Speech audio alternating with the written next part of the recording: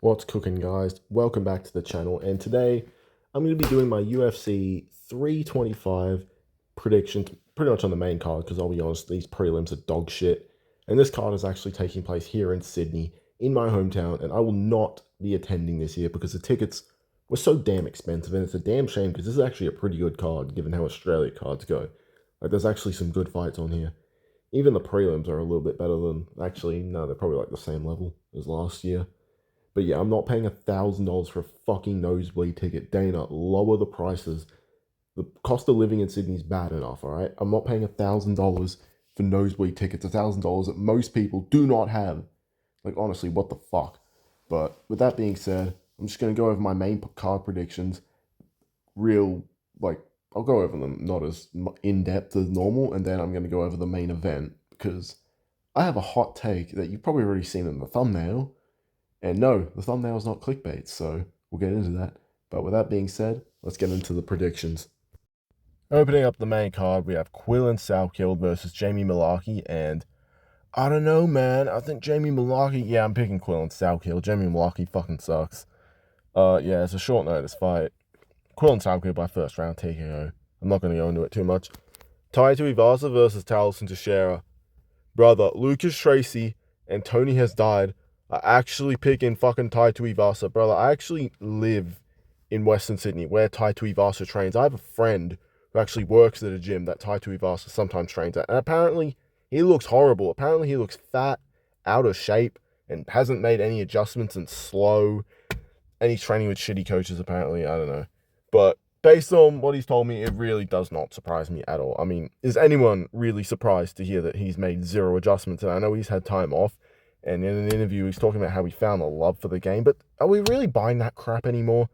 I mean, people said this last time, before the Volkov fight, before the Jairzinho fight, like he was training with Pereira, and it seemed like he was getting into shape. Like, I'm not buying that crap anymore. Also, another true story, he was outside my boxing gym in Western Sydney, like in the parking lot. Apparently, he was smoking marijuana or some shit like that. So, yeah, I'm not buying this whole comeback crap story. We've seen it before. I'm picking Taliesin Teixeira by first round TKO. I know Taliesin Teixeira is not all that, or like he's a bit green, but come on. Is anyone really picking Taito Ivasa from the big 2026? I gave up on this man's career after he lost to Tybora. At that point, I'm never picking this guy to win a fight again. Unless they bring back Parker Porter, but even then, that's kind of a pick'em. And then we go into the feature fight. We have Rafael Fiziev versus Mauricio Rufy, and I've kind of gone back and forth on this one, but I gotta take Rafael Fiziev. I'm gonna take him by a 29-28 split decision. I just feel like he's a little bit more experienced. He has faced rangy strikers like Ignacio Bahamondes. He's faced guys with longer reaches than him as well, like Moicano. And he's faced power punchers like Gaethje, albeit he didn't win, but Gaethje hits like a fucking truck. I think he's going to be able to hang with Mauricio Rufy. Like, I think it's going to be a very close fight. I do think Rufy's going to tag him a few times. I would not be surprised if Fiziev gets dropped or wobbled, especially since Rufy's got some pretty nasty boxing and he's got a lot of power in his hands. So I can definitely see Fiziev getting caught by that. But I think he's going to be able to, if it's a pure striking match, I do think Fiziev is going to be able to win this. And he can even mix in the wrestling if he has to, like, kind of. Like, I can see him getting a takedown, not really doing a whole lot with it, but doing enough to, like, bank around. And they both, the interesting part is they both kind of slow down as the fight goes on. So it's going to be interesting to see what happens in the first round. I'm going to lean with the more experienced guy in this one. Like, yeah, Gene Silva won his undeserved fight up the rankings. So maybe Rufy could do the same, but I don't know. This one could come back to bite me in the ass because it is a close fight, but I'm going to have to take Fiziev. I think it's going to be a split decision as well, but I'm taking Fiziev by 29-28. The co-main event, we have Dan Hooker versus Benoit Saint Denis. Come on. Do I really need to go in depth on this one? This one's a fucking execution. BSD is going to absolutely run through Dan Hooker. I could see him knocking him out. Well, maybe not knocking him out, but finishing him on the feet. I could see him finishing him on the ground with a submission or ground and pound. I don't think this fight goes to decision. And if it does, I think BSD genuinely beats the fuck out of him. Like, I think this one's going to be bad. Like, I think by the end of the first round, Dan Hooker's going to be badly cut open. Like, come on. This is basically a nuclear power plant versus a dying ant. Okay, that's going a bit too far, but you know what I'm trying to say. Like, this is a bad matchup for Dan Hooker. I don't think Benoit Saint Denis is really the best in the world. Like, I don't think he's really at that elite level just yet, but I think he's more than good enough to beat Dan Hooker. Obviously, I think BSD loses to a guy like Armin or Max or Ilya, but he's good enough to get past Dan Hooker. I'm going to pick him by a first or second round submission. Maybe a TKO on the ground. But yeah, I'm going to take him by first or second round finish. And now let's go into the main event. Now, you've all probably read the title of this video and seen the thumbnail, and you're waiting for my opinion, and I've gone back and forth on this one, and I know that this one could probably bite me in the ass, and I'm seriously contemplating switching my pick, but I'm going to go all in and say Diego Lopes is going to beat Volkanovski this time and knock him out. I know I said this last time, but the reason I just have bad vibes about this fight. Like, Volk's only gotten older. His chin may have gotten worse, given the fact that he took a lot of damage in the last fight.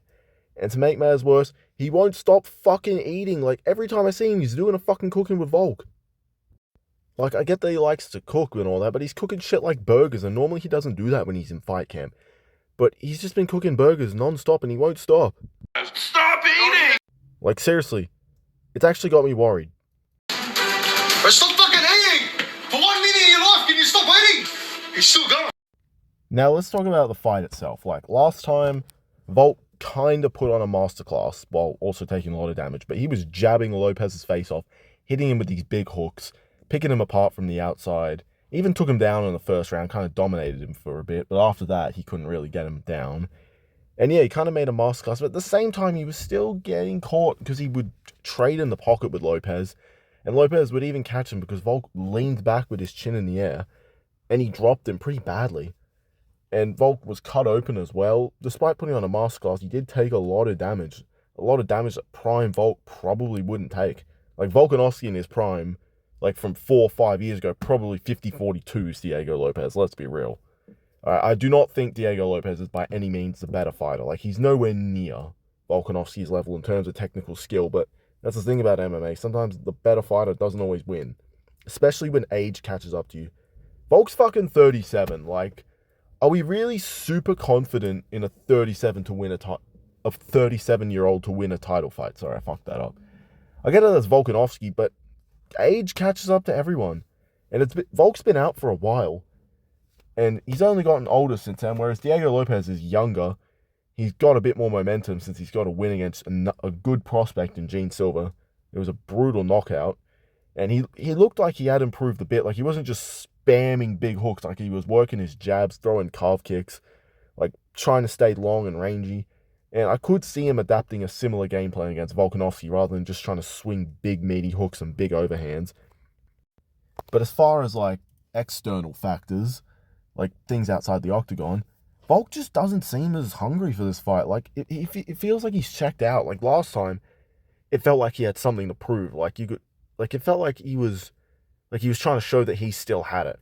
Whereas now, it just feels like he's just ticking the boxes, like he's just going through the motions. I mean, I'm sure he's still training hard, but I don't know, I just don't feel that same energy from Volk that I felt last time. And he doesn't look as lean as he did last time. That's another thing to notice. Plus, even Volk has talked about his age here and there. Like, in one of his videos recently, he was saying how he feels his age a little bit. I'm like, shit, I don't know if you want to be saying that, Volk. Not to mention, we don't know how well his body's recovered from the last fight. Because like I said, he took a lot of damage. He probably fucked his hand in that fight from the amount of jabs and hooks he landed on fucking Lopez's big-ass head. Because Lopez is he's a fucking blockhead, as Lucas Tracy would say. And he got cut open, he got rocked. So there's a good chance his chin's probably gotten worse since then. Like, your chin doesn't get better with age. It only gets fucking worse, especially when you've gotten in a war like that. Like, not to mention, Volk just backs his chin in the air. I feel like with a guy like Lopez, for someone like Volk who's older and a little bit chinny, I feel like there's only so much time before Lopez eventually catches him. Like, Lopez caught him last time, and yes, Volk could make the adjustments to avoid that shot, but so could Lopez. Lopez could have made some more adjustments that land more shots like that. And if he lands on him this time, I don't know if Volk's going to be able to recover. Like, there's a chance his chin could be completely shot. Or maybe not completely shot, but just less than last time.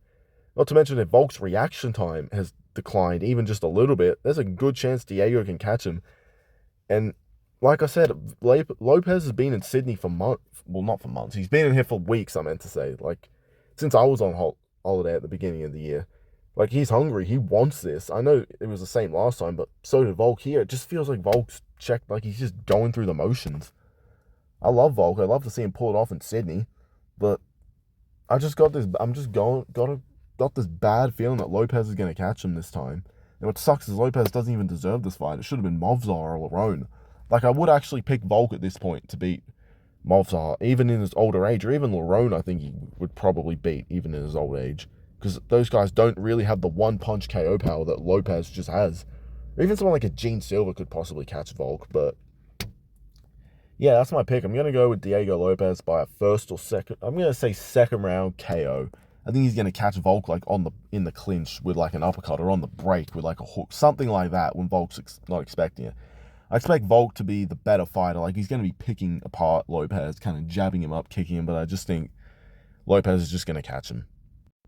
I don't want it to happen, and I know there's a good chance this prediction could come back and bite me in the ass, and honestly, I'm okay with that. I don't want to see Volk get flatlined again, but I just can't shake the feeling that Lopez is going to catch him. But I don't know. Let me know what you guys think down in the comments. Well, that's going to do it for today, guys. Please like the video, subscribe, hashtag #AllMile, comment, share. And also try and get my last video some more views. I know this is embarrassing to ask, but my last video kind of flopped, so I'd love it if you guys could give that one some more views, please. But yeah, I'm going to go to training now, so I'm going to fuck off. But I will see you guys in the next video. Goodbye.